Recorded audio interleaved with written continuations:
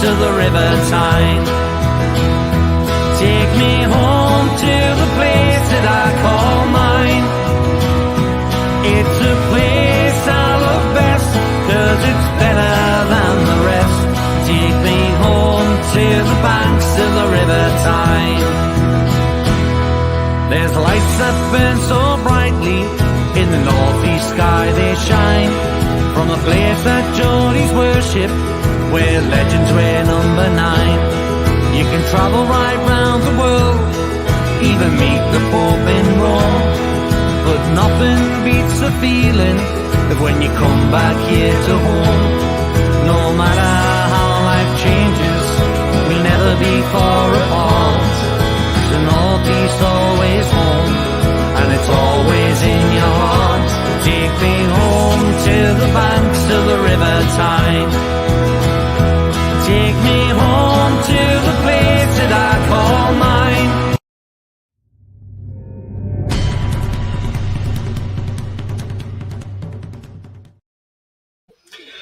Good evening, everybody. Welcome to It's All Black and White TV. And yes, it's the Newcastle United versus Manchester United match preview. And I'm joined by Maisy from Devils United. How are you, Maisy? I'm well, thank you, Tony. How are you doing? Yeah, not too bad. Not too bad at all. Great to have you on again. You know, had you on a couple of weeks ago and it was a great show then. And promised to be another great show tonight as well. Absolutely. And thanks for having our back on again so quickly after the last one. Not a problem, Maisy. Not a problem anytime. So, guys, if you like what you see, then please smash the like. It really does help the channel up the search results. So smash those likes, either in the show or on your way out. It takes 1 second to click that thumbs up. Also, if you're brand new to the channel, then please hit the subscribe. Free to do so, helps the channel grow. And that bell notification tells you when I'm live, have a pre-record, or any upcoming shows. Also, there's a link in the chat. If you want to make a donation to the channel, just click the link and follow the instructions. So I'm just going to get into some comments first of all. Ravi says, big up Mason, Tony. Big up to you, Ravi. Hope you're well, mate. Sefton says, evening to you, Sefton. Hope you're very well, my friend. Hi, Sefton. And Andrew says, oh, no, it's trouble on.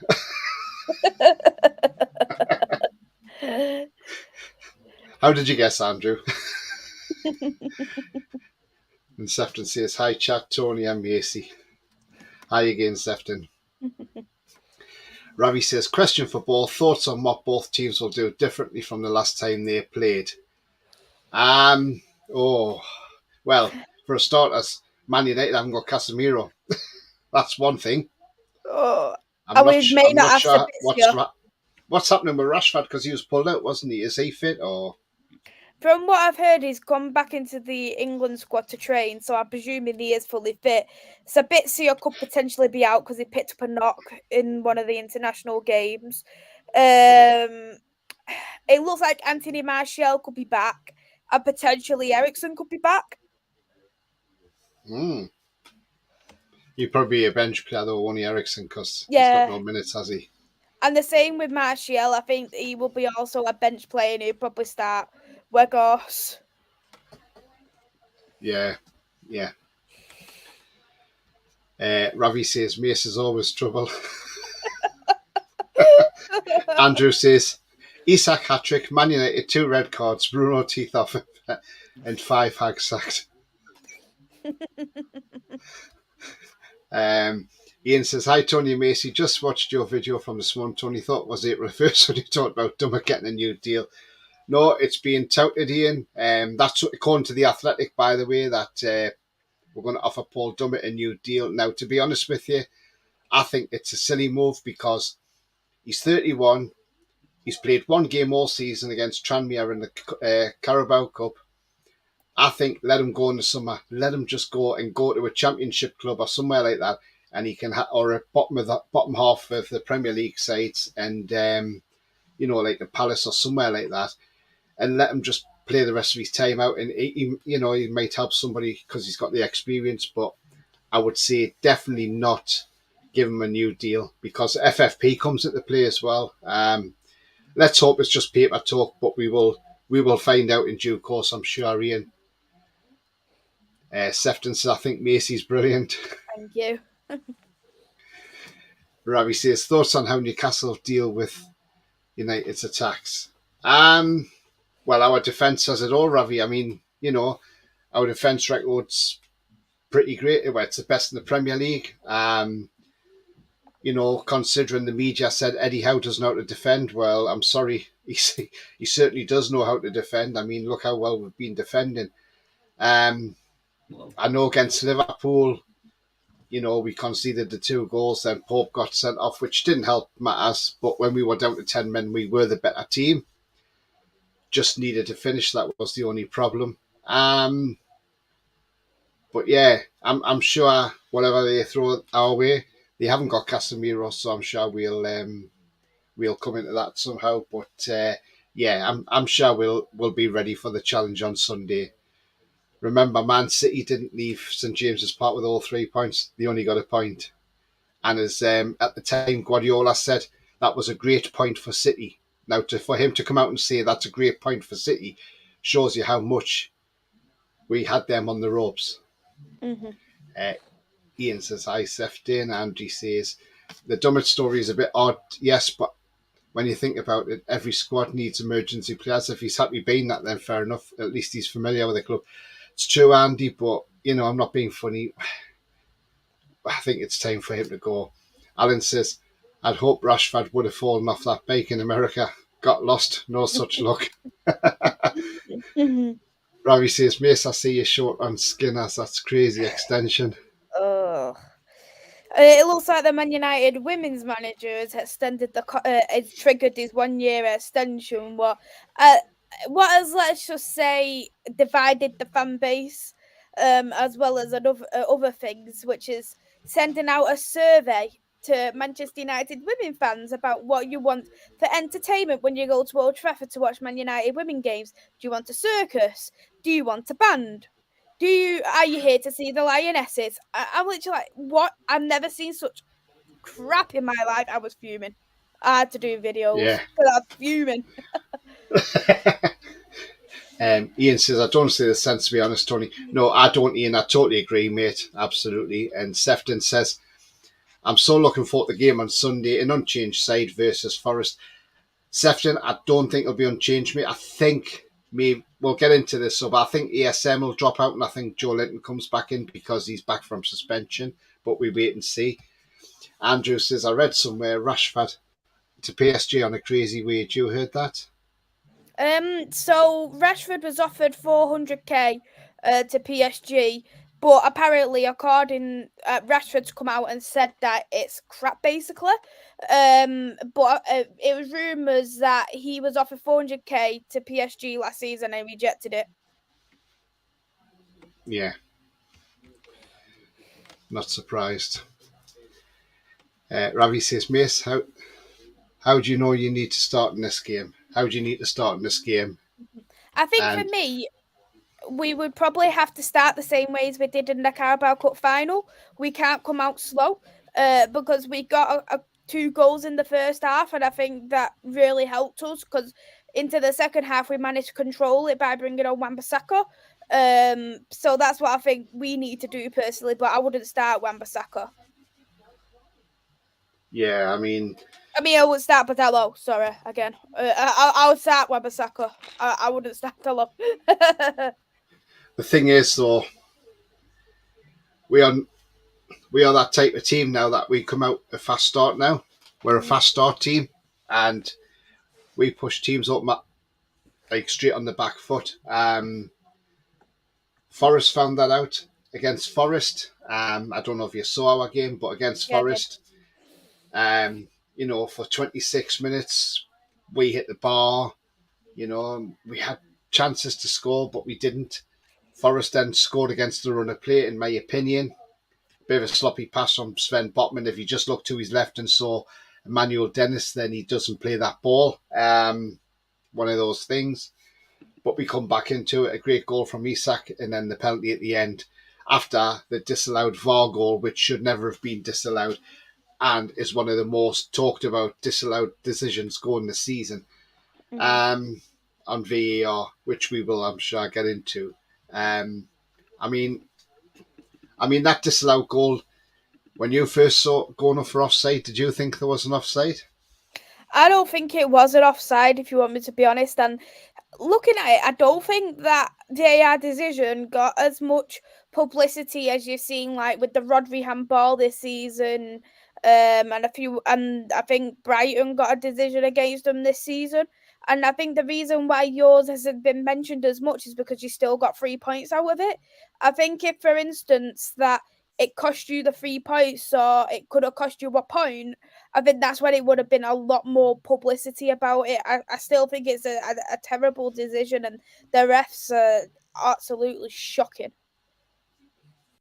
Yeah. And yet they're saying the referees are improving. Well, they're not improving, they're getting worse, if anything. Honestly, I could literally put a blindfold on my hand, like my eyes, and I still do a better job. Yeah, absolutely. Andrew says if Rashford leaves, you can have Fraser for 50 million. Andrew says I'd play barefoot for 400k a week. Well, I'm sure we all would, wouldn't we, Andrew? Yeah, I definitely would. Let's see. And Ravi says, where will you start Weghorst? I'd say that we probably will start Weghorst. We've got no other choice but to start Weghorst because I don't think we'll play Martial, knowing that as soon as he comes on, he picks up an injury. We haven't got Garnacho anymore because he's injured. Weghorst has basically started every game since he's came, so I think he probably will start. I had a look as well who the ref is for this weekend, and it's our friend Stuart Atwell. Yeah, and Andy Madley's on VAR. I honestly, I can't stand Stuart Atwell. I just can't stand him, honestly. Well, he was a Premier League referee. Then he got dumped in the Championship because he wasn't very good. Now he's back as a Premier League ref. It's just madness. Shocking. Ravi says, which areas can the Toon exploit to Man United? Defence, definitely. We've got the players. We've got the pace to do it. The one thing that Man United will probably not look forward to on Sunday is the fact that Isak will be starting the game rather than Callum Wilson. Now, I go back to that final. If Isak started that final, that would have been a different result. Isak is now starting to show the £63 million quality that we paid for him. Now, bearing in mind, he had the 4-month injury spell. And, in like 10 games, he scored 6 goals. That's excellent for a striker of his quality. And he proves it against like Forest. I mean, you saw that goal when that ball was played behind him and he managed to get his foot round. And yes, it was a shin volley, but it still went in. It was still on target. And not only that, he's not your typical centre forward like, say, a Callum Wilson is. With Isak, he can drift out left, he can drift out right, he can be all over in that front three. So you've got to have your wits about you. But the reason he got that goal was he was told to go out on the left, and Alan St. Maximin went on his forward, and that's how it worked out that way. But it's not just Isak's the one to watch, as well as Joe Willock. Joe Willock's on form at the moment. There's talk that Liverpool are considering a bid for Joe Willock if they can't get Jude Bellingham. Well, I'm sorry, they'll get no chance of getting Joe Willock. And then we've got Joe Linton coming back, and we've got Bruno. There's going to be a lot there. We've got Longstaff who's playing well. We've got the attacking intent there. If we keep it tight at the back, and we attack them, that's the way we can.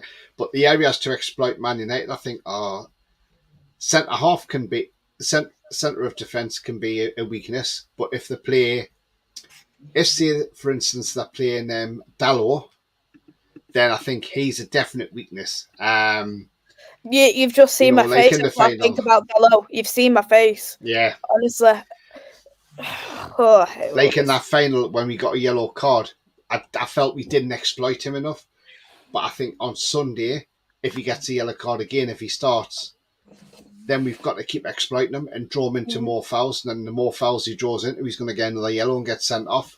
And then that's going to change the course of the game. So they're definitely the areas that we can exploit. Luke Shaw can still be a bit suspect as well. So, there could be a chance there. We saw against Italy how he got sent off. I mean, he was unfortunate to be sent off, to be fair, because that referee was absolutely shocking. He come from the same school as Paul Tierney, I think, but he was a shocking referee. But yeah, all in all, that's where I can see us exploiting them. Isak could even bully Martinez, to be fair. So I think it's going to be a very interesting game on Sunday. I mean, do you agree with that one, Maisy? Yeah, I think for me it's gonna definitely be a difficult game because I do think that you've made a fortress at St James's Park, and I think it's not been often this season where teams have picked up points at St James's Park, and to be honest, I am extremely worried coming into the game. The only thing that you can look at positives is like Varane, he's retired from international duty, so that helps in our favour. We've got a couple of players coming back, but there's a couple of players injured, and I think. And the thing is with Newcastle, they're starting to pick up the form back again because I know you had a bit of a dryish spell.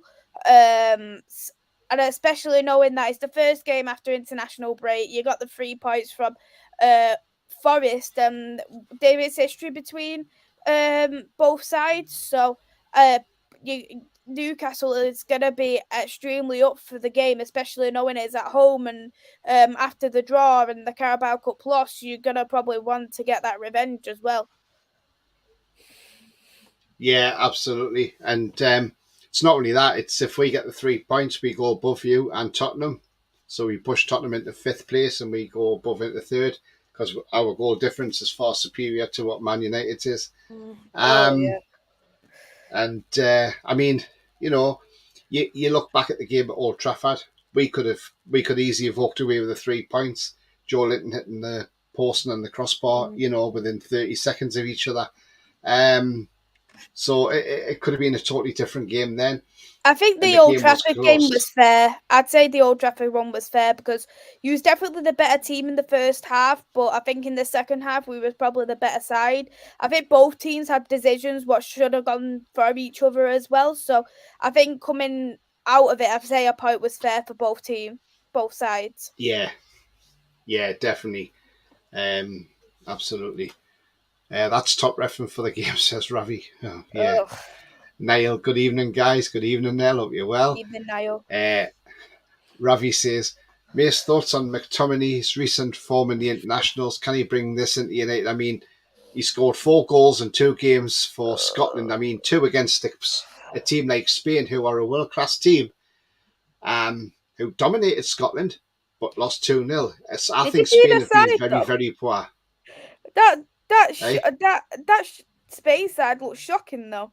Like I think you can tell the difference when Busquets doesn't play and when you don't Gabby and Pedri when they are not playing. You can see the big massive difference. The midfield was so open. Pedro Porro, I highly rate Porro. He's one of my favourite players when he was at Sporting.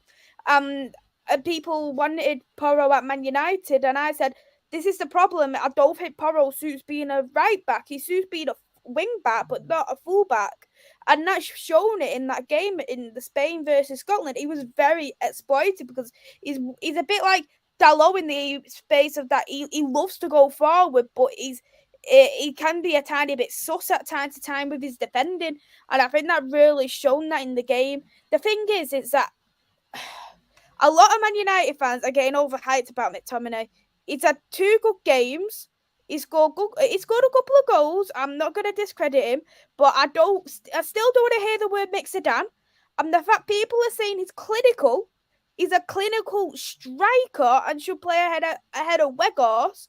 Please tell me, like, these 2 games for me does not warrant a start for Scott McTominay, especially as a striker. If people want to talk how clinical he is, he has scored 8% of his Premier League games. How's that clinical? And no, he's not Yeah. a world beater. He is not a world beater. He's crap. I could do a better job than Scott McTominay at defending. He's shocking. It's absolutely shocking. He is not a Premier League player.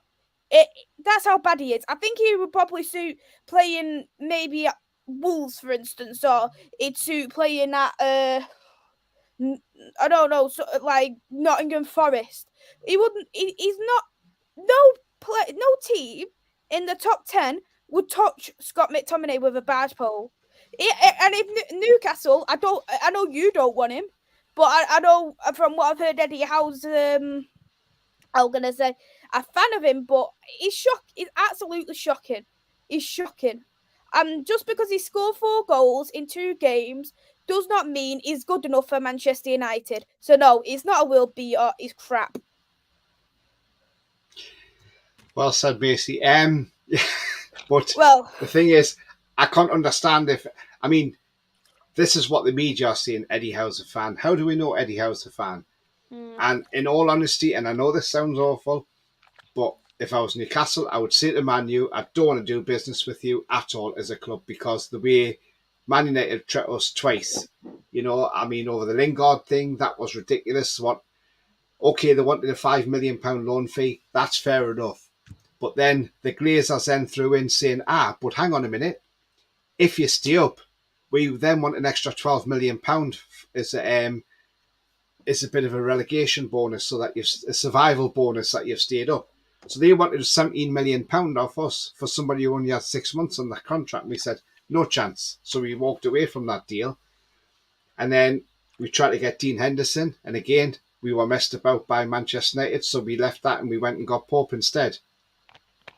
I think you were so better I off would say, either, honestly, because both of them have gone to Forest, and Dean Henderson has been dropped for another loanee, which I think Navas is a fantastic goalkeeper. Don't get me wrong. So it's understandable. He's injured, Henderson. Yeah, he's injured as well, but I think he's apparently come back from what I've heard. And on top of that as well, Jesse Lingard, he's not been playing. He's been on the bench the last so many games.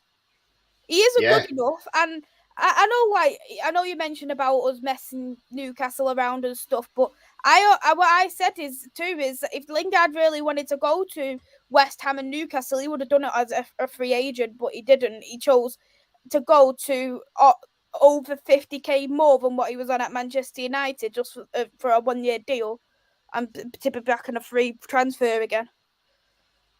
Yeah, absolutely. Sefton says, don't forget the like button, subscribe to the show. It's free, and hit that bell notification for future shows. How are you, lads? Thank you very much indeed, Sefton. Thank you, mate. I'll just run through some comments. It was a ref. It's Stuart Atwell. Yeah. Thanks, Sefton. And Neil says, big Stuart. Pete has got a question for you, Maisy. He says, is your going to happen? I'm not too sure what's going to happen. I'm not sure if he's... No. If you expand on it, PD Proudlock, I'll be more than happy to answer it. I just don't know what. I don't know what. Yeah. Yeah. Oh, he might be mean, is your takeover going to happen? Okay. Yeah. I think that's what Pete's on about.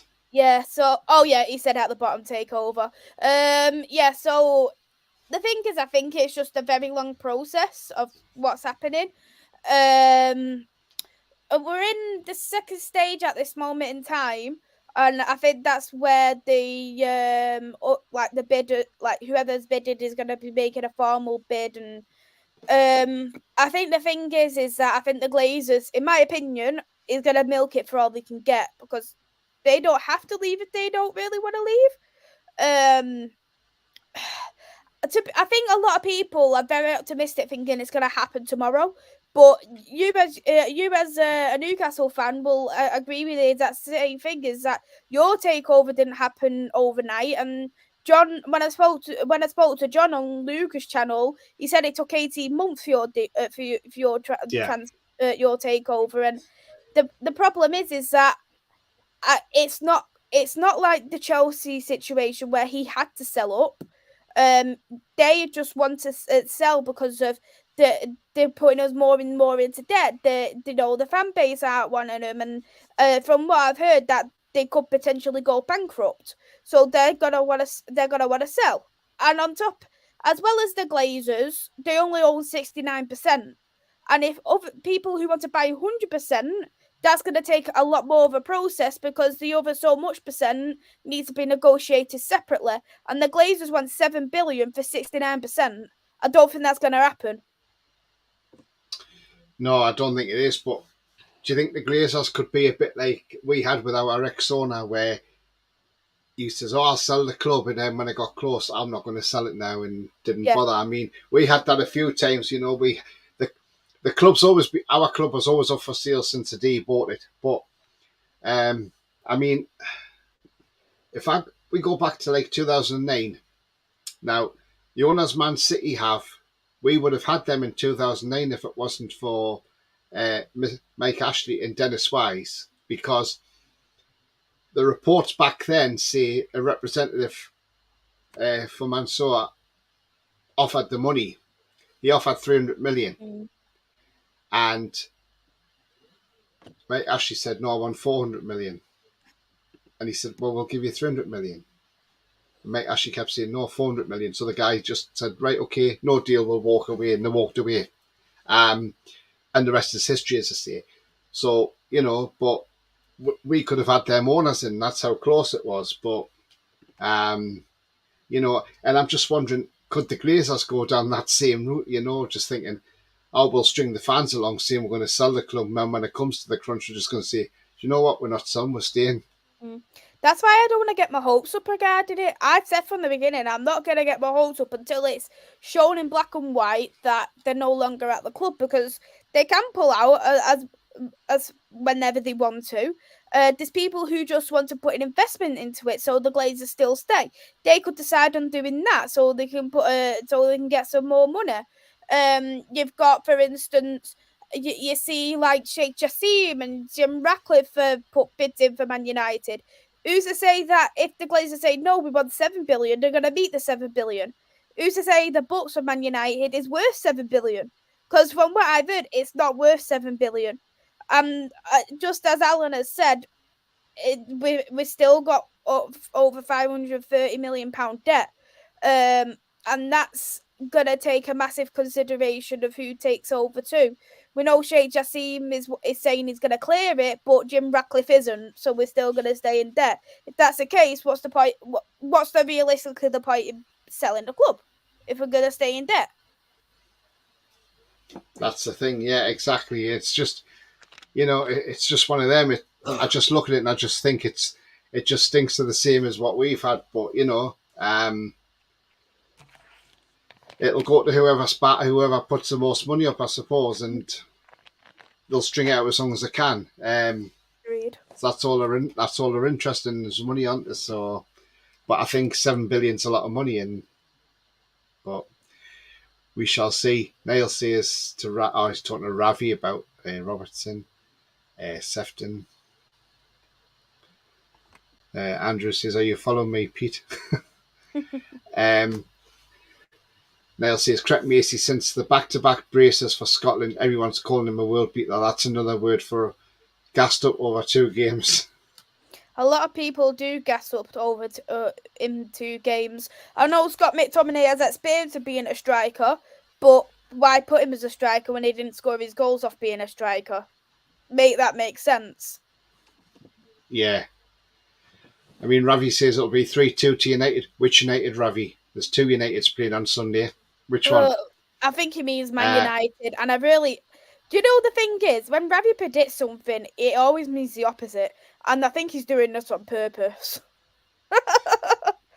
He says, "Mace, how much are the miss of the players that are out, and do you have enough to win without getting caught out?" Garnacho, it could be a bit of a miss, but I think maybe Sancho will be good enough to come off the bench. Sabitzer, he could be a potential miss. I do like Sabitzer, so Casemiro's definitely a miss. He's really controlled that midfield, so that's someone playing out of position to cover for Casemiro. Who else? I'm just trying to. Ericsson and Martial's both been out for a while, so it's just one of them. You can't really miss something what's been out for a bit.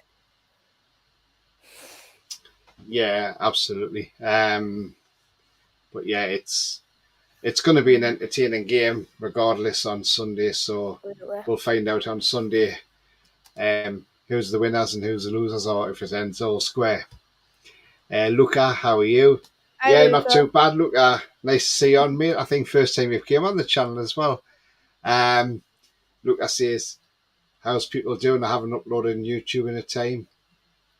Yeah, Luca, we're all you doing great, uploaded the mate. other day. You done your team of the season yesterday, Luca. Yeah. Big up Maisy, long time, says Luca. Hey, Luca. Nell's got a question for Luca about Tierney.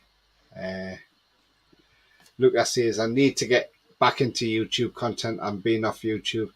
Yeah, get back into it, mate. Come on, He done a video yesterday. Yeah, you done a video yesterday, Luca, remember? You done the team of the season. William says, evening, John. Lucas says, Saliba out for the weekend. That's not a good one, is it? Coffee. Hi, Tony and Mason, Macy and all. Hi, I like coffee. Hi, Hope I you like well, coffee. mate. Lucas going for a 2-1 Man United win. Why has everyone predicted us to win? Like, why is everyone underestimating Newcastle here? It's literally at St. James's Park. I'm a Man United fan saying this. Remember, Man City came there and got a 3-3 draw, and they were 3-1 down as well. Exactly. And even though you as a player down, Liverpool only won 2-0. Yeah. That's it. Coffee says, I'm on a stream marathon today. Wow, you're doing very well in coffee, aren't you? Neil says, good news, mate. Yeah, he talking there. Yeah, he's meant to take over. Coffee says, I don't think the Glazers want to leave. Neither do I. Sefton says, mate, Ashley's put a bid in for Man United. Couldn't afford them. Yeah. Andrew says they've got more chance for takeaway than a takeover. Alan says, you've still got £530 million debt, only 20 million from when the Glazers bought, and I would have McTominay be plenty teams interested in him, says Alan. In terms of the Glazers, we've been taking out debt out every year, so I think from what I've heard, that they have put it up again, the debt. Yeah. When they took over, when they bought the club, they took the debt right back out again. So the previous person who owned Man United cleared the debt, and then they took it back out and the amount they paid for us. So we've always been in debt, and each year they're taking out about like 30 million out a year of the club. Yeah.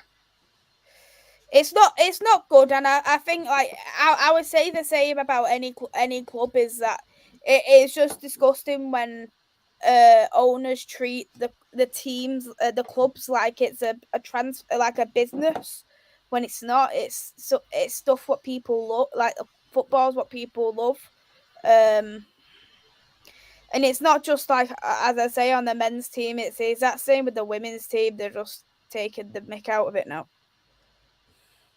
Yeah, absolutely. Ravi says, question, where you guys finishing in the Prem? Right, I'll go with Newcastle. Now, I'm going to stick my neck out here. Now, I did say before the season started, and Maisy will back me up on this because we were on the show together when I come up with my predictions at the time. I did say 7th place. Now, I'd still be happy with 7th place if we got 7th place because it's European competition regardless. But looking at our fixtures, and then not only looking at our fixtures, but obviously we've got 2 games in hand over Spurs. We've got to play Brighton at some point. That's got to be fitted into the fixture list somewhere along the line, where we don't know when it's going to be fitted in, and because of our involvement in the Carabao Cup final. I'm going to say 3rd place. because the reason I'm going to say third is I think Tottenham are too inconsistent. Yes, they've got rid of Conte and they've got Stellini in charge, but I still think they're too inconsistent. So I think Spurs will finish outside the top four. Don't think they'll make the top four this season. Um, and Manchester United have got European competition, and that depends how deep they go into that competition. So again, it's we'll only be playing once a week or twice a week or whatever it is, but you know, there'll be a couple of weeks where we'll probably be playing twice a week, but other than that, it'll be once a week, so we'll be fresher. So that's what I'm thinking. I'm going for third. I'm just going to stick my neck out there now and say third. What do you say, Maisy? When the season started, because you heard what I said we'd finish fifth, but I said that we'd win the Europa League. That's how I predicted it, and I know we're still in the Europa League. We're dropping unnecessary points as well, so I think we'll either finish fourth or fifth. I don't think we'll finish top three, but I must be honest though. Even though people will probably laugh when I say this, but we've already improved compared to last season. Just because we still won a trophy. So it's just a matter of trying to get as many points as we can in the league, concentrate on the Europa League as well. Personally, I love the FA Cup, but I will go out of it just because I don't think the FA Cup should be a priority. Yeah. Well, you're only still in that because Fulham gift wrapped it after that mad 60 seconds. We would have got out of that. We would have been knocked out of that Europa League, out of the FA Cup, and I wouldn't have been bothered either. But in your opinion, John, if you had to pick the FA Cup or the Europa League, which one would you pick? You'd want the Europa League because that gives you Champions League if you win it. Yeah, that's exactly what I said. And you've got so many United fans who want the FA Cup because it's one of them kind of trophies. It's really nice, and I agree. It is a very lovely trophy, and I always say is the league always comes first in terms of trophies. Then after that, it's a European trophy, and then it's the FA Cup because I really love the FA Cup. But I think we just need to put all our eggs into this Europa League, to be honest, because we know who we've got till the final. If we do actually say stay in it, of course, because we've got Seville now, and then we've got Juventus or Sporting. Then after that, we're in the final. Yeah, I mean, the FA Cup, you've got a hard semi against Brighton. They're a good side, and that's going to be a tough semi-final. Rolly says, hi, Tony and Maisy. Hi, Rolly. I hope you're very well. Hope you're enjoying your function. Andrew says, just heard a rumour from reliable source. Steve Bruce and Steve McLaren are getting a consortium together to buy Man United. Well, talking about Steve McLaren, he comes back to St James's Park on Sunday, and he won't get a nice reception. No. To be honest, I quite like Steve McLaren. I don't know why. I just quite like him being there. I think he's done all right with Ten Hag. So, the only thing that I would like, but some people disagree, I would like another player coach there. Just someone there who's a little bit younger, and then they can really coach the players.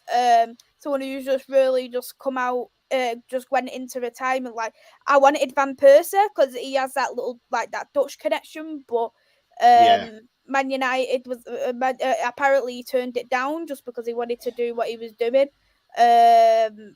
Some people say Ruud van Nistelrooy, but he's at PSV now. He wouldn't leave PSV. Let's be real. Yeah, absolutely. Andrew's saying Bruce Stanley's chain of kebab shops to raise the funds. I'm sure he's got enough money in the bank from all the sackings to raise the funds. Coffee says the Glazers are like my ashy mosquitoes that don't go away no matter how much you shoo them. Yeah, do you know what? You're right. Yeah. Yeah, 3-2 to United win. Ravi, man, stop predicting us to win. Just don't do that. Stop it. Alan says Jim Rad would not take money out of every dividend like the Glazers do.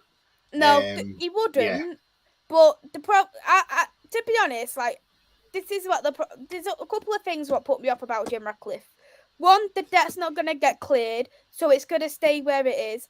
The second thing is that he's actually taken out a loan elsewhere to buy Man United, and I just don't think that looks a good look, in my personal opinion, onto Manchester United, that the owner has to take out a loan elsewhere to buy the club. Do you get what I mean? It just doesn't Yeah. sound.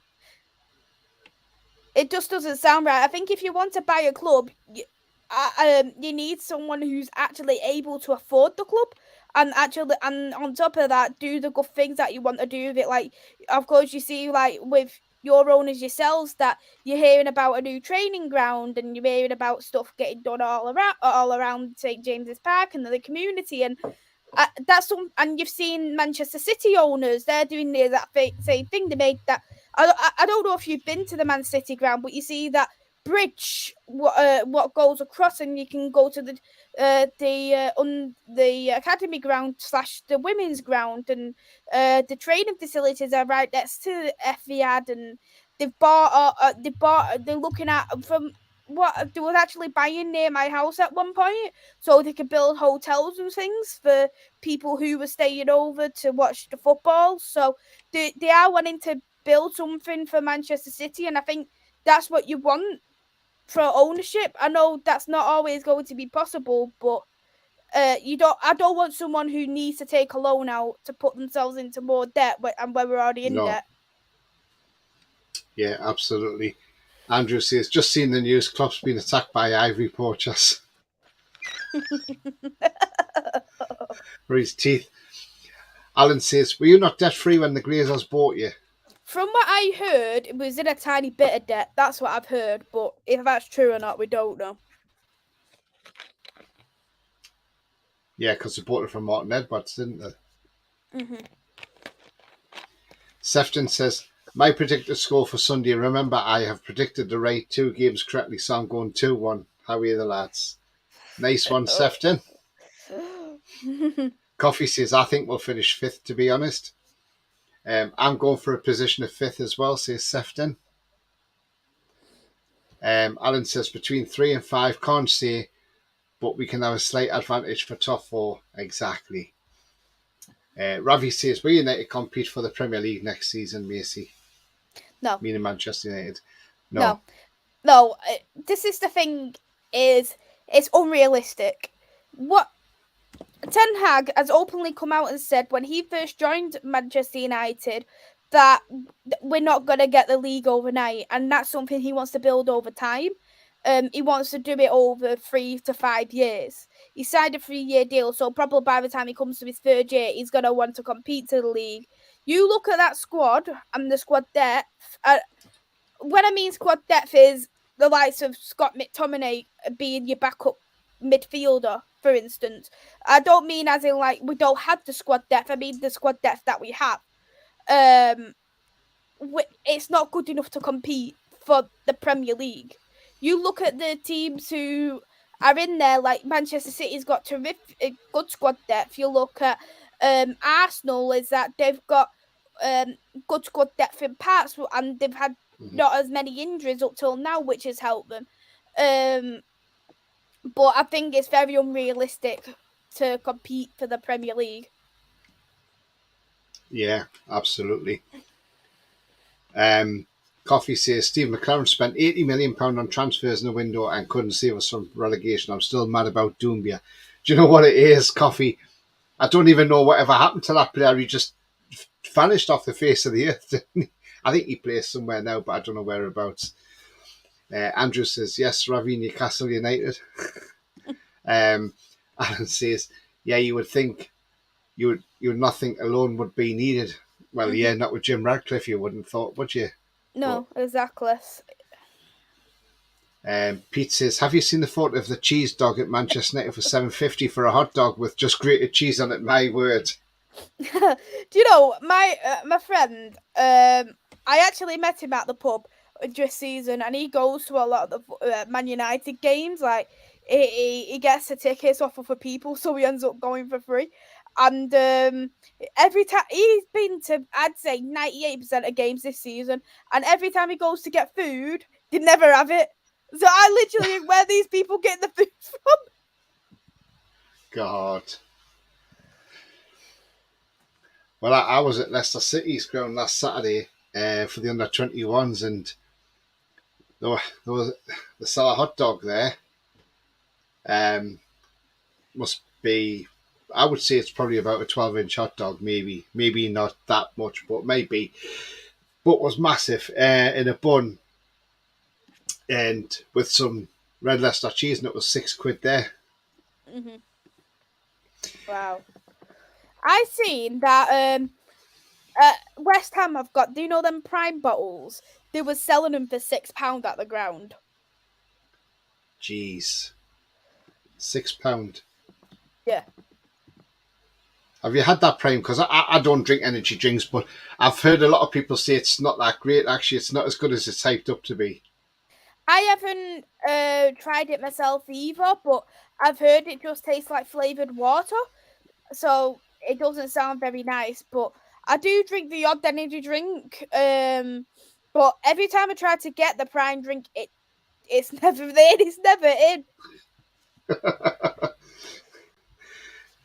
Alan says, where was all the Man City fans, Maisy, when we played them? Spaces all over.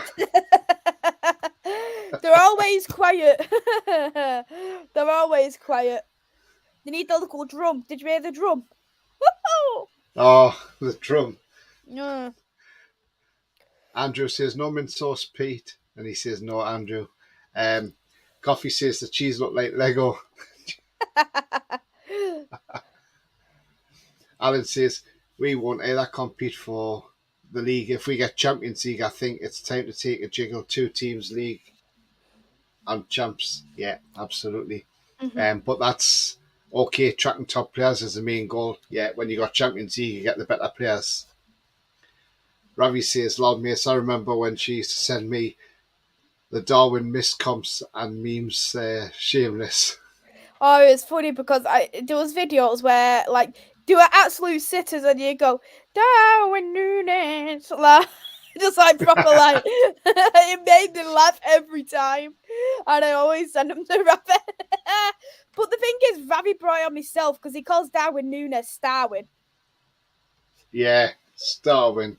He brought it on himself. Pete says the Fulham hot dog was worse. Yeah. He says to Pete, I think you had Tony debuting on your show that one. Well, maybe he did do, but yeah, we're looking ahead to Sunday, and I'll come to you, Maisy, as my guest. I mean, what team do you think you'll start on Sunday? I think that it will be definitely a change side compared to the last time. De Gea, I'd say, will stay in goal. I would say Wan-Bissaka will be on the right. It'll be Varane and Martinez in the middle with Luke Shaw, because Luke Shaw's had a bit of a rest now because he got that red card for England, which Yeah. I was happy, I must be honest. I think for me, I think we've got no choice but to start McTominay, just because we don't have. If Sabitzer is injured, as they say, it's not going to look good. So I say it's going to be McTominay, Fred. Oh my god, that's just bringing me back to Ollie days here in McFred. Bruno in the 10. I'd say Rashford on the left, Anthony on the right, and Weghorst up front. Yeah, I mean, I'm going to ask. I was listening to Talk Sport the other week. I think I think it was after the Fulham game. Yes, it was after the Fulham game when the 60 seconds of madness, and this is what one of your fans said, and then I'm going to ask you: do you agree with him? Do you think he's right what he's saying, or do you think he's wrong? But this fan, anyway, came on, and he said, well, thank you very much, Fulham, because you've just handed us a win, a straight route to the semi-final. And he said, I can't understand why they got that. Why they went into madness like they did, like Mitrovic pushing the ref and everything. And so, but then he went on to say, and he said, Sancho, he said, right.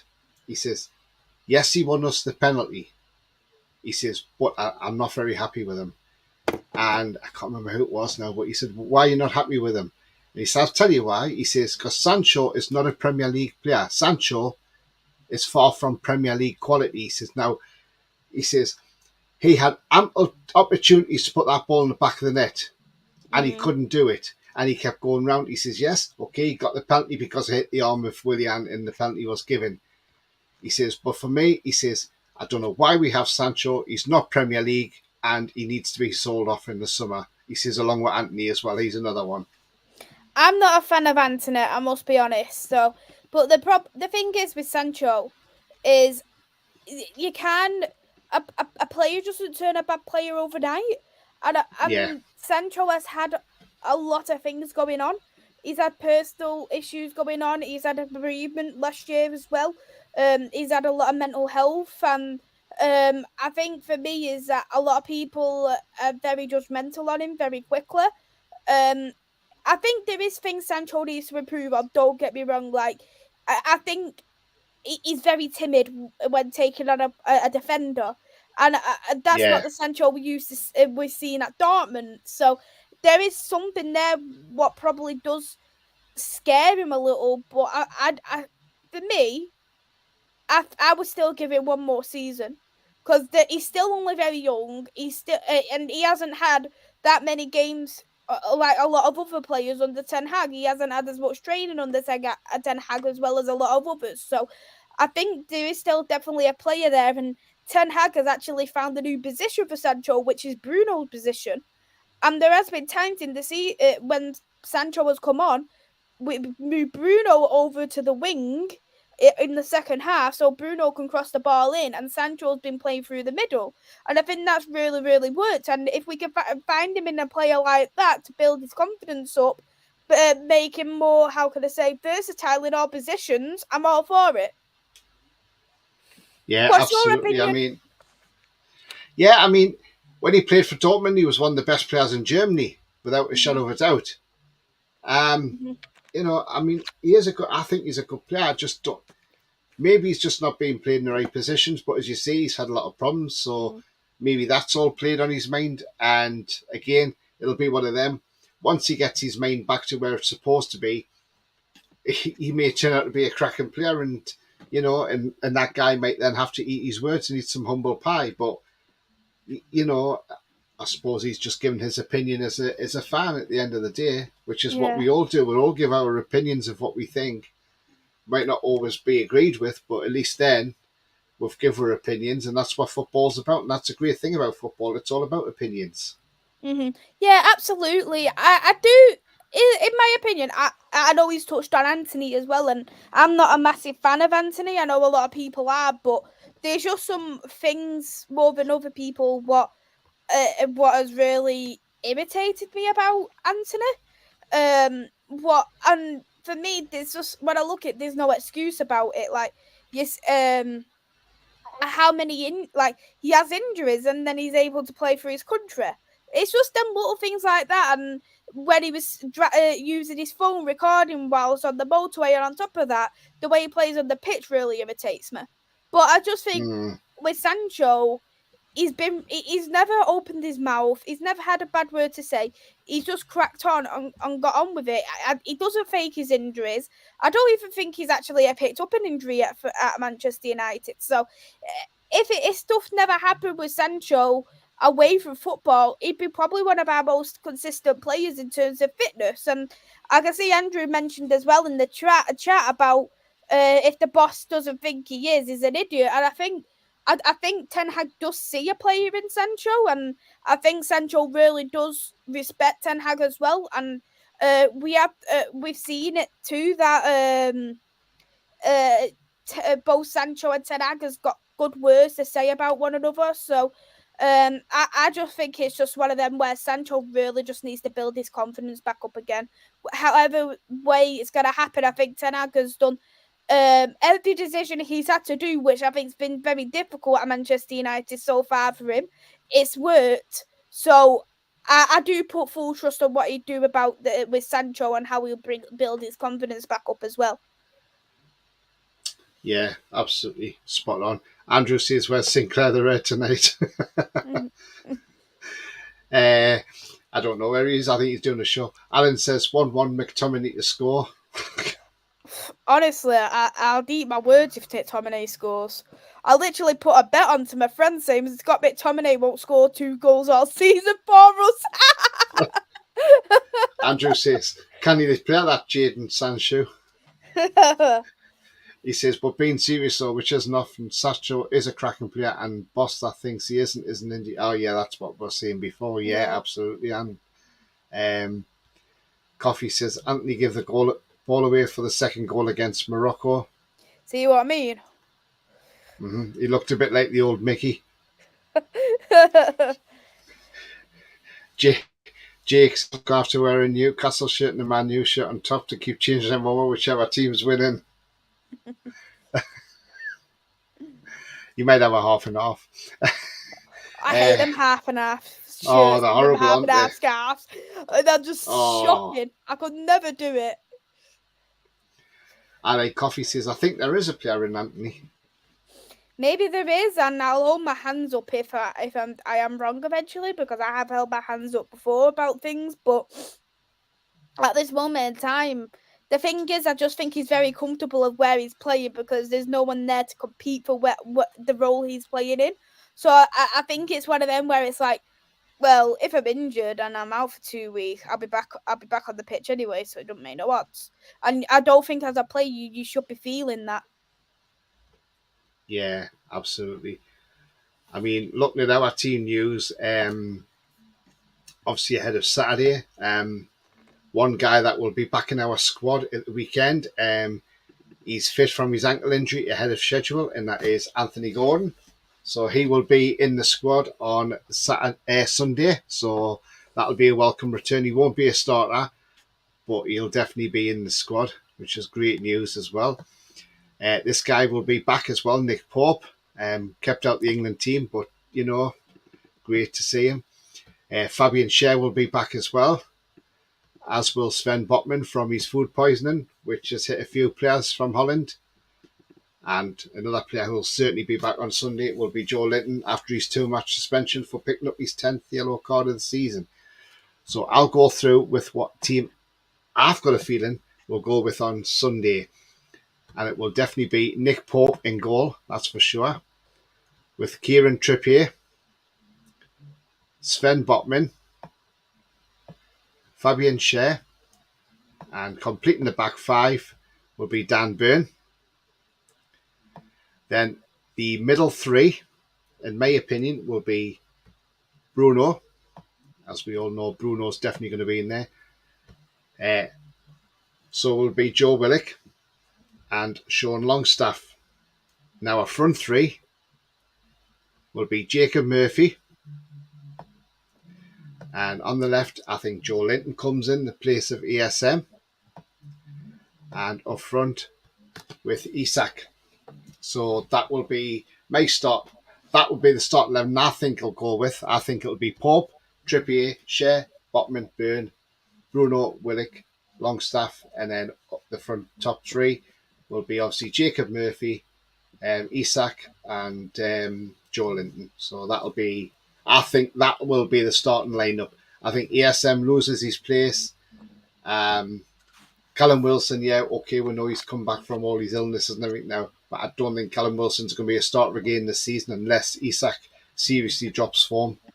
But to be fair, I can't see Isak dropping his form now that he's getting fit. And just remember, Isak's also had an extra 144 minutes of match time in the 2 games he's played for Sweden. So he's going to be even stronger for Sunday.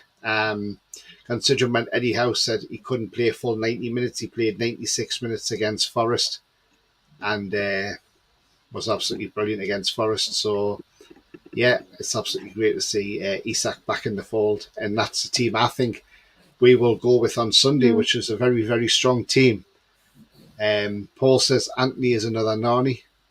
Could potentially be. I do like Nani, don't get me wrong, but I think Nani is just them moments that you'll love, and I think Anthony's already got a couple of moments like Barcelona, so we could potentially be yet again. but without the price tag. Yeah. Coffee says Mafinho keeping Mickey out the team so far. Well, Mickey's had an injury, hasn't he? So he's still out at the moment. But yeah, I think Jacob Murphy's been great since he's come in. Obviously, you give De Gea a scare in that final because De Gea didn't move and he didn't know where that ball was going. He didn't realise there was so much bend on it. Unfortunately, just a bit too much bend. And Coffee says Share completed his footy management course. Excellent. And Alan says, yeah, I think the more games Isak gets, the better he will be. Absolutely. Definitely. He's a quality striker, Isak. I mean, what have you made of Alexander Isak since we brought him back in the team against Wolves, and he's obviously scored against Wolves, and he scored 2 against Forest. You know, 3 goals in 2 games. I mean, what you've seen of Alexander Isak, what do you make of him? I think he's a good little player. I think for me, he was held back in the Real Sociedad team. I think he's gone to a side what definitely benefits him a lot better. And this is no disrespect to Wilson when I say this, but post Euros especially, you can tell he's a very young, hungry player. And I think I love Callum Wilson, but I just don't see the hunger that I used to see of Callum at the moment. But I think he's absolutely fantastic pacer, strong, physical. I think he is definitely a threat compared to a lot of the strikers in the Premier League, and I think the out and out number 9 is becoming a lot more rare. You're not seeing a proper good out and out number 9, and Isak this season, when he has played, has definitely been one of them.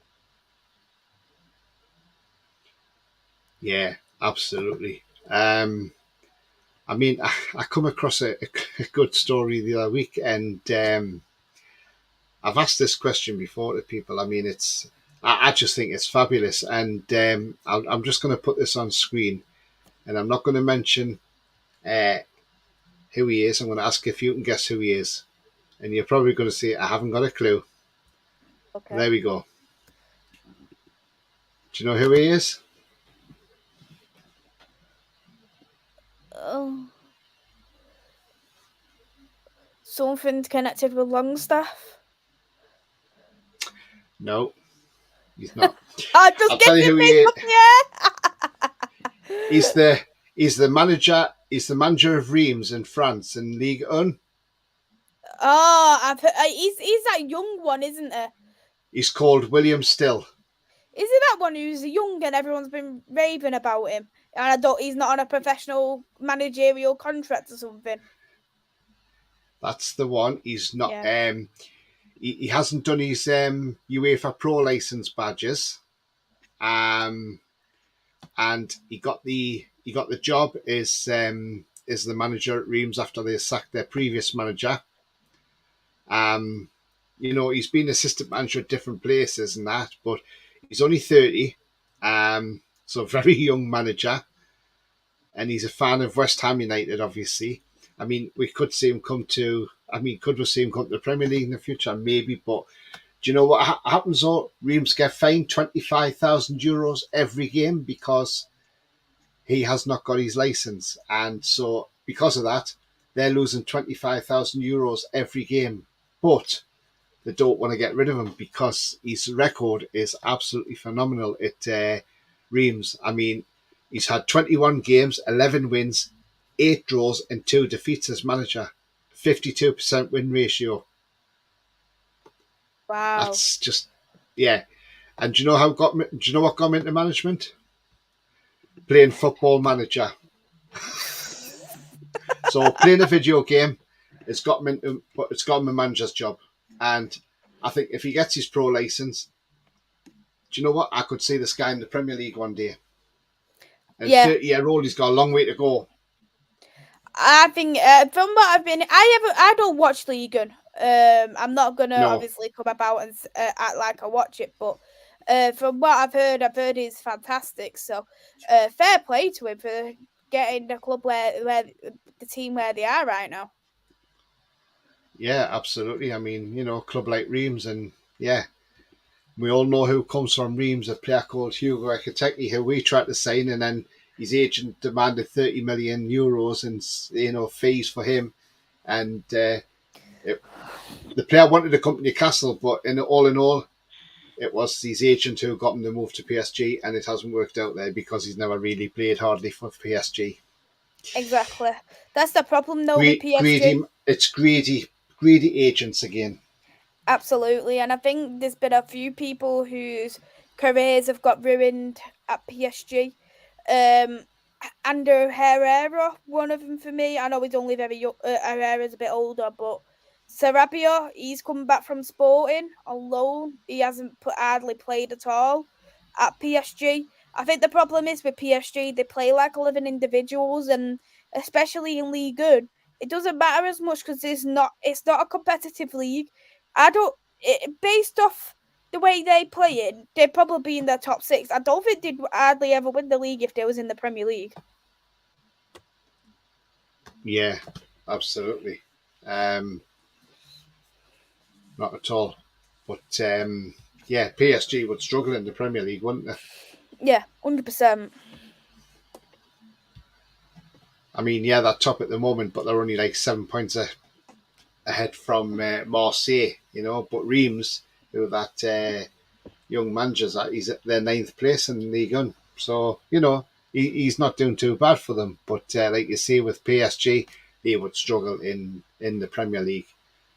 I mean, Alan thinks some more games Isak gets a better he'll be. Callback says Callback. What? Yeah, he thought it was Jack Callback. No, it's certainly not. It looks like him, doesn't it? Coffee says Fabian Schär will be a cracking future manager. I think he will be. Yeah, he used to work in the bank, didn't he? So when he was in Switzerland. Paul says if Zlatan rates Isak, then you have to take note. Absolutely, and he's still playing Ibrahimovic, isn't he? It's amazing, isn't it? Yeah, Zlatan. Come on for Sweden the other day. I love Zlatan. I do love Zlatan. He has a massive ego, but I do love Zlatan. Yeah. Paul says, watch the overlap with Ruud van Nistelrooy, and he had a lot of praise about Sir Bobby. Yeah, because Sir Bobby was his manager, Paul, wasn't it?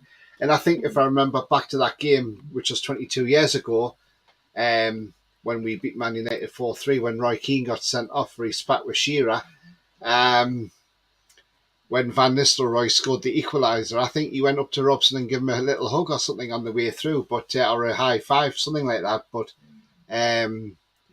because he has a lot of respect for Bobby Robson, so a lot of people have, you know, like that's why Jose Mourinho, every time he used to come to Newcastle, he used to always lay flowers at Sir Bobby statue, and you know, because to him it was, you know, Bobby Robson got him where he was as a manager. If it wasn't for Bobby Robson, he probably wouldn't have been a manager. So, you know, he has left a life legacy on other people. So yeah, his legacy lives on.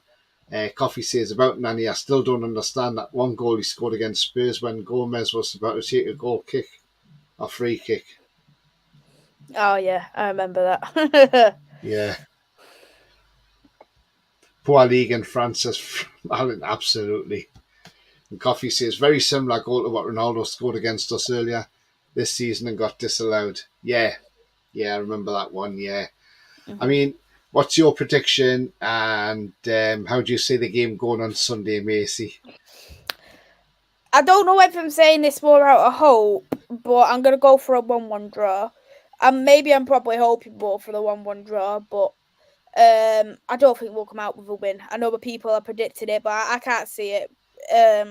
Especially at St James's Park. And I think for me, even when you were in relegation battles before Eddie Howe, you were still a tough team to beat. Yeah. Is Maisy worried about the Man U takeover with the Premier League bringing in new ownership rules? No, not at all, no. I'm just not thinking too much about the takeover just because you don't know with these Glazers. Yeah. What's your prediction, who would you Tony? prefer? My prediction for Sunday is I'm going to say, after we lost that Carabao Cup final, how hurt them players were afterwards, I think the players want to go out there and have something to prove. and I think we'll go out there on Sunday. We'll start fast again like we normally do. But I'm actually going to say we'll win it 2-1, and I think Isak will be on the score sheet. Um, I mean, last season at St James's Park, it was a 1-1 draw, but that game I remember, we took the lead through Alan St Maxim, terrific goal. Second half started, Alan St Maxim should have got a second. He missed a glorious chance to make it 2. You brought on Cavani, and he got a goal out with nothing. And to be honest with you, I thought Man U had robbed us because technically we deserved the 3 points last season. I know you were under Ralph Rangnick, who, to be fair, wasn't a great manager. And I just thought Man U nicked the draw out of that game because technically we should have won that game. I mean, and then in the latter minutes of that game, I think Murphy hit the crossbar. Miggy had a tremendous save from De Gea. We could have won that game in injury time. So, yeah, all in all, I think, and then when you think of other games, I mean, 2019, Matty Longstaff scored his goal on his debut from outside the box. Another great goal. And then the year before that, we beat you there as well, 1-0, when Dubravka made his debut. The goalkeeper you absolutely love, Maisy. And when he made his debut, he was man of the match because he pulled off save after save after save, and Matt Ritchie got the winner for us in the second half. So, all in all, we've had in recent seasons, our record's not been too bad. I know we lost that other one 4-1. That was when Darlow saved the penalty from you had Bruno Steve Fernandes. Bruce, though, to be fair. Like, you can write that one off. It's Steve Bruce. Like, yeah. Yeah. We're in a different place now. That's the thing. And, I can see it being a 2-1 win to Newcastle. And that's what I'm sticking my neck out on. But, all in all, even if it was a point's better than nothing at the end of the day. But I'm still going to say 2-1 win for Newcastle. Paul says, the game on Sunday depends on the lineup, as if ESM starts, then you have to see which version shows up. Do you know what it is, Paul? I don't think he'll start because Joe Linton's back, and I think Joe Linton's going to come back in and play on the left, in all honesty. And I think ESM drops out. Murphy can't be dropped because he's undroppable at the moment, which has been hard to say about Murphy because he's been, we've all been critical about him. But, yeah, I'm going to say ESM won't make it on Sunday, Paul. But if he does, let's hope to see the ESM who's unplayable, like he was against Man City when Kel Walker had the worst afternoon he's ever had in football.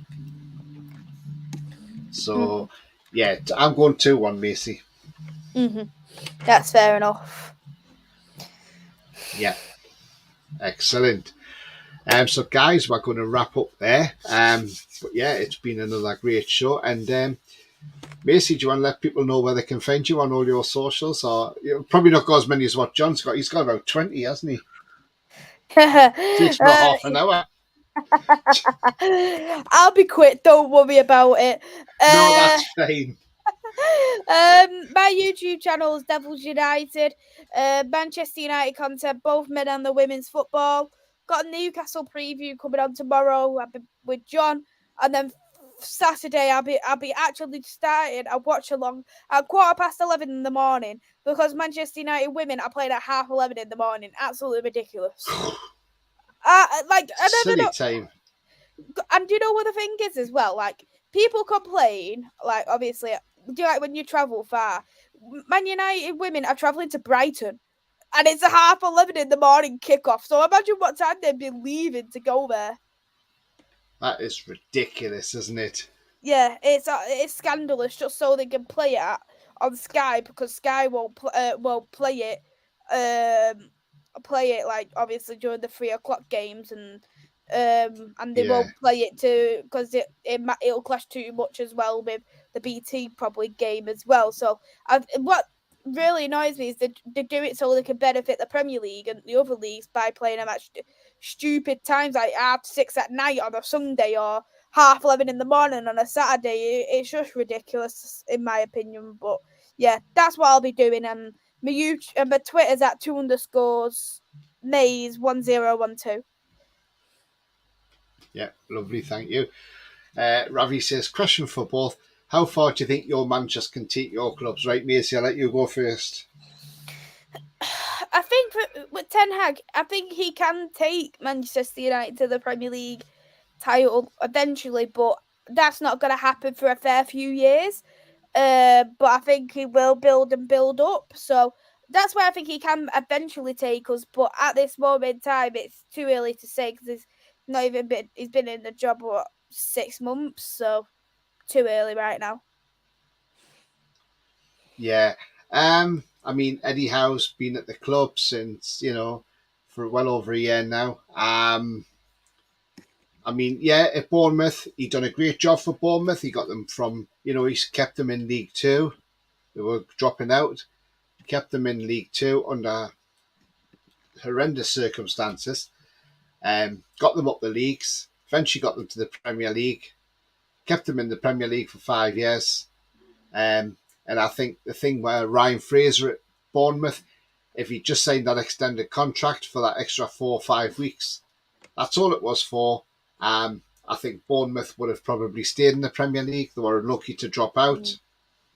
Agreed. Eddie lost his job, took a year out, didn't sit on his backside. He went out and about. He went to see Sarri at Juventus and stood in the training ground with him and saw how he'd done it and gone through his management styles with him.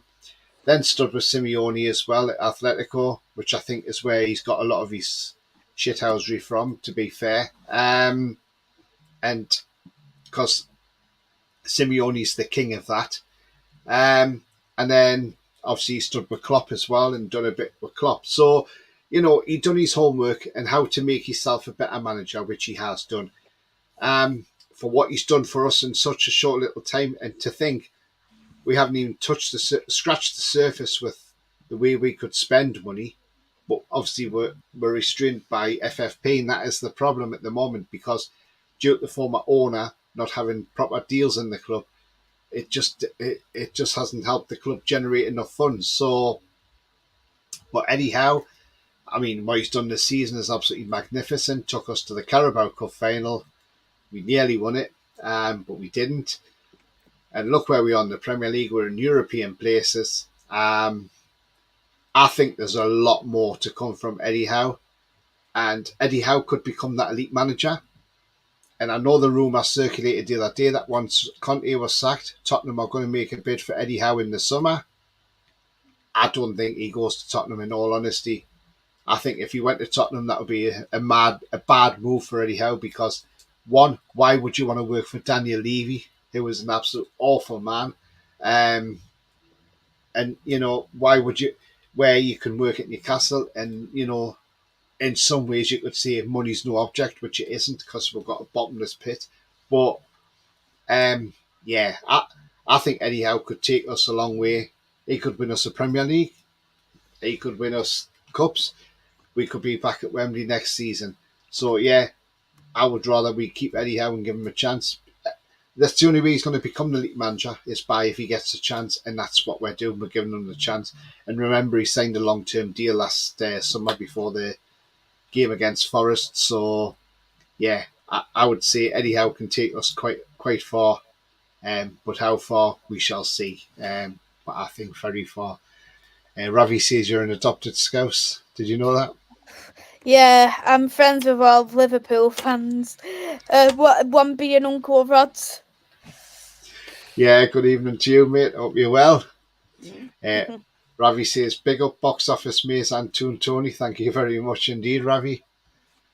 For me, Simeone plays too defensive, says Luca. He does, but do you know what? He gets the results, so Luca, that's the thing. I think he's got no choice, though, because you've got Barcelona, you've got Real Madrid, and you need some kind of way to defeat both of them, because they're both very attacking-minded teams with very great tactics. And I think it's dirty defensive football, but I think there's no other way in La Liga what would really get you that many results. Yeah, absolutely. He's the king of it, though, isn't he? That's the thing. Maybe he might not even play that defensively if he went to a club in the Premier League or somewhere else. I think it's just because of the league he's in. Yeah. Alan says good night all. at the moment, no limit for how where he can take the tune. Absolutely, Ellen. Totally agree, mate. Luca says, great show as always. Thank you very much indeed, Luca. And he says, keep up the great content. Absolutely. Thank you very much indeed, Luca. And yeah, so if you like what you see, then please smash the like button. It really does help the channel up with search results. So smash those likes on your way out the show. Thank you very much if you haven't already. Also, if you are brand new to the channel, then please hit the subscribe. Free to do so, helps the channel grow. And that bell notification tells you when I'm live, have a pre-record, or any upcoming shows as well. 2 more comments there. We have to have a collab. Yeah, definitely, Luca. Absolutely, mate. Yeah, we'll sort that one out. Ravi says, check out Devils United. Great channel for men and women's football. Thank you. Absolutely. And one thing I will say is, in advance of this, I know it's a couple of weeks away or whatever, a few weeks away, but when we play Tottenham, I do have a Tottenham fan to do the match preview with. So I have managed to copper Tottenham fan, and I've asked him to come on and do a match preview, and he said yes, he's happy to do that. So that's absolutely fantastic. And Lucas says yes, yeah, no worries, mate. We'll sort it out. You'll have to DM me, yeah. But also you can find me on Twitter at TonyTooney31. So follow me there, and I'll follow you back. And you can follow me under the same handle on Twitch as well. So there you go. I do have an Instagram, but I don't really use it, so I don't bother with Instagram as much. So it's not worth even going through my Instagram because there's nothing on there. But yeah, it's been a great show, and thank you for coming on, Maisy. It's been absolutely brilliant to have you on, and hopefully not too long in the future before you're back on again. Thank you for having me back on again, Tony. Yeah, absolutely, no problem at all, and it's been an absolute pleasure. And we always know when Maisy's on and she talks about Man United, she talks absolute sense. Thank you very much. No problem at all. Come and join me on Guna Gathering 9:40 tonight. I may do. I'll see what I'm doing, Luca, but I'll let you know, mate. Ravi says Maisy with cheeky grin. Yeah, guys. So, like I say, I'm going 2-1 Newcastle on Sunday, and you're going for a draw, Maisy. Yeah, a draw. Yeah, not optimistic. Yeah. You're not that optimistic. Nah. That's the problem too. You see, when we had that, the problem was when we went on that bad run, too many people were thinking, "Oh, Newcastle's lost, the bubble's gone now. They're on the downward spiral," and we're not. We're just, it was just a blip at the end of the day, and and we're proving that. And now we've just got to show that again on Sunday. Absolutely. And if we go out there and win on Sunday, we've not only got yous, but we've got Arsenal to come. Tottenham's got to come to St James's Park. And if we are fighting for that Champions League, we don't really want to leave it the last day away at Chelsea. Absolutely, no. I think you need to have top 4 secured if you are wanting to get to that before the end of the season. Yeah. Luca says, people can watch me on his channel. Excellent, Luca. And 2-1 United, says Luca. And United, says Ravi. I don't know why Ravi's laughing. Yeah. It got the We Beat Man United 7-0 trophy. That's the only thing you're achieving this season. And Tottenham's got a hard game on Monday night because they got to go to Everton. And that won't be easy. Yeah, Everton fighting relegation. Yeah, that'll be an interesting game. Yeah, it will be. But we still want to see Everton relegated, though. It'd be pretty funny then going and playing at their new ground in the Championship. That'll be pretty funny. Yeah, and if that investigation goes against them, they could be playing on minus points at the start of the Championship season. Wouldn't that be hilarious? They might end up in League One with that stadium. Yeah, we'll call it that. Ravi says Liverpool ain't getting 4th. We are too poor. Mason says, "Where's John with his Man United shirt?" I don't know where he is. You'll have to ask him, Mason. Mason, I was rooting for you on Sunday, says Ravi. He's not even rooting for us. He's literally saying that he's rooting for us by predicting us to win on purpose because he knows that he doesn't ever get his predictions right, and it's the opposite.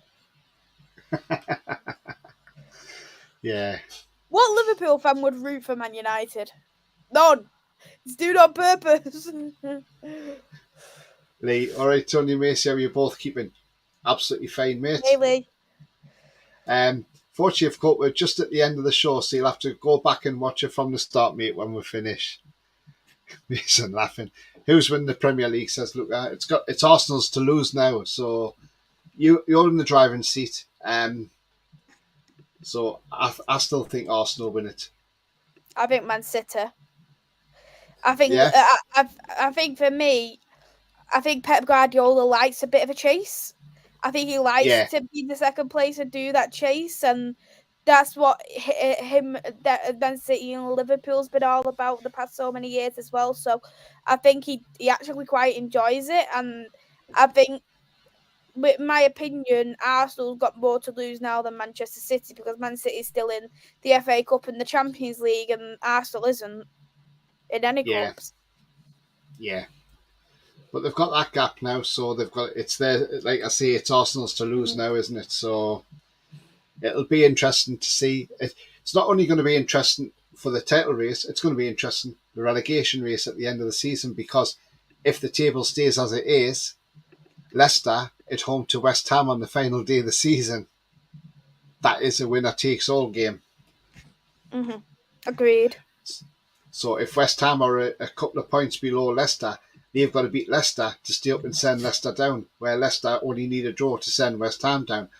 Do you know what? Interesting. That is going to be box office on that day. That will be box office. I think for me, the relegation fight is a lot more exciting this season than the actual title fight. Yeah, absolutely. Mason says, "What do you think of Sunderland player getting done for rape?" I don't know. I've not seen that, so I've not heard it. But it'll probably Apparently, he supports Newcastle. If he has been, then I'm sorry. He deserves everything that the police chuck at him. I'm sorry, he deserves it. So yeah, not great. And if he has done it and he is guilty of it, obviously he's innocent until proven guilty in a court of law. But if he is guilty, then he deserves all the punishment he gets, I'm afraid. Yeah, I agree. Lee says, "Yeah, Tony just got back from work, a late finish. Oh, have yourself a nice cup of tea in that, mate, and then put the repeat on. You can watch it back." Ravi says, "It's a tight league at the top. It absolutely is." Lucas says, "For me, not sure. We're going to find out where we are when we go to Anfield next Sunday. Yeah, that'll be a big game." Europa, would you take that, Tony? Man City and Arsenal still have to play against each other as well. Yeah, they do, yeah. So that's going to be interesting. Yes, I would take Europa. Ravi, without a shadow of a doubt, yes. Champions League's nice, but you know what? If we ended up in Europa League or Europa Conference, I wouldn't be disappointed, because what I would say is, I did say 7th at the start of the season. So if we finish 7th, I wouldn't be disappointed. And still, it's European competition, because 12 months ago, we were fighting relegation to stay in the league. So from where we were 12 months ago to where we are now, I would absolutely take any sort of European place right now. So if they said you'd finish 6th at the end of the season and you're in the Europa League, do you know what? Absolutely fantastic. I'll take it all day. So that answers that question for you, Ravi. Lucas says, "Let's focus on Leeds, one game at home." Yeah, you've got to beat Leeds, haven't you? One game at a time. Yeah, absolutely. Mason Skinner put the Glazers out. Anyway, I'm bounced. Great show, great amazing channels, both of you. Thank you very much indeed, Luca. And Ravi says, "Mason Skinner out, Glazers out." I must be honest, I don't really like calling my manager to be sacked. I will say, if I don't think they should have the contract extended, but I'm not one of them where I'd write loads of abuse saying I want this manager sacked and stuff like that. That's not the kind of person I'm like, but I've always stuck by what I've said about the Glazers being out. Regarding Skinner, because he's the Man United women manager, I don't think we should have triggered this 1 year extension because he hasn't got us Champions League. And literally, I don't know if you've seen the table for the women's football, but if it's literally 1 point, like 1 point between first and third. So if Man United lost and then City and Chelsea win, we're automatically in third place. That's how tight the league is right now. Gosh, that is tight, isn't it? Yeah, so it's literally we're on 38 points in top with 33 goal difference. Man City's on the same amount of points, but a worse goal difference because they've got 20. Chelsea's in third with 37 points with 25 goal difference. Arsenal are fourth with 35 points with 29 goal difference. So that's how tight the top four is right now. And the differences between the men's game is that it's the top three that secures Champions League, not the top four. So you need top three to secure Champions League football. Yeah. Wow. So it's going to be an interesting end to the season in the Women's League then. So keep an eye out on that one with interest. Wow. Gosh. Lee says, Tony Shaw's getting better and stronger all the time, mate. Thank you very much, Lee. Lee's right. And Ravi says, quick thoughts on Sporting's manager being linked to the Premier League. He's been linked to the Premier League for quite a few months with different teams, Wolves, Aston Villa, but he hasn't gone to them. He's openly said that he doesn't want to move to the Premier League. The Premier League is attractive, but his commitment is at Sporting until his contract ends at 2026. Yeah. Well said. Yeah, he probably doesn't want to. If you're happy somewhere, why go somewhere else? Mm-hmm. Because he's probably thinking he's probably just thinking if he goes to Premier League and he has a failure, it stops him then getting another top job somewhere else. So he probably thinks his best bet to stay with Sport and try and do more with them, and then maybe if a bigger club comes in, then he goes on from there. But I think he's doing the right thing to stay there at the moment. So well done to him. Yeah, and I think for me, the teams who was linked to him, I wouldn't move for them teams, in my personal opinion. When you're in Europa League football, you got into the final of the cup as well. So, but the thing is, he's a back three specialist, so he'd have to go to a team that suits the back three. Yeah, and there's not many teams in the Premier League that does that. No. Like Coffee says, our women's development team won our first trophy under our new owners after being formed in just 8 months ago. Yeah, they did. They beat Portsmouth 3-0. Yeah, they did. Down at Solihull Moors. But they couldn't use their ground. They had to use their training pitch because it was waterlogged. They used the 3G pitch instead. Ravi says, some people see it suit a team like Spurs, not a City, United or a Liverpool or Chelsea. That's right, because he's a back three specialist manager, so he'd be better off at Spurs, but let's be real, he wouldn't go to Spurs. Yeah, that second goal was a rocket, absolutely was, Coffee. Right, guys, we're off now anyway, but thank you for tuning in tonight. It's been a great show, and I'll have a quick word with Maisy backstage before we go off, but until then, I'm not sure what I've got coming up tomorrow night. But Sunday I'll definitely have the warm-up show, which will be with the team lineups. So I'll have a look ahead to the game then. And then there may be some sort of reaction show later on the Sunday evening. So keep an eye out for that as well. But until then, guys, it's goodbye from me. Bye-bye. Thank you. Bye-bye, guys. Bye-bye.